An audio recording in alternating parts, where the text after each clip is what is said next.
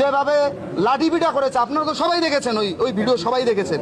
এটা কি শিবিরের একজন নেতা 2022। তারপর আপনারা দেখেন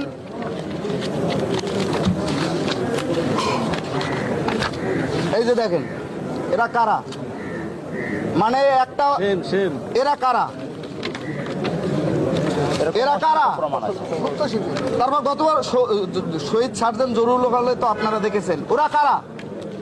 একটা বিষয় ইতিমধ্যেই সবার মধ্যে গেঁথে গেছে, আসলে হেলমেট বাহিনী কারা ছিল।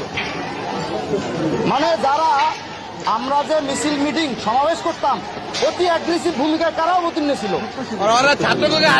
বলতে, আমরা এইভাবে গুপ্ত শিবির বলতে আমরা সন্ত্রাসী ছাত্রলীগকে বাংলাদেশের রাজনীতিতে জায়েজ করতে চাই না। তাদের সন্ত্রাসী কার্যক্রম অবশ্যই সন্ত্রাসী কার্যক্রম হিসেবেই আমরা দেখতে চাই, কিন্তু যেভাবে প্রমাণ তথ্যপত্র আমাদের মধ্যে এসছে গণরুম গেস্ট রুমে, এই যে তারা কিভাবে ভীতি সঞ্চার করতো, এরা কারা।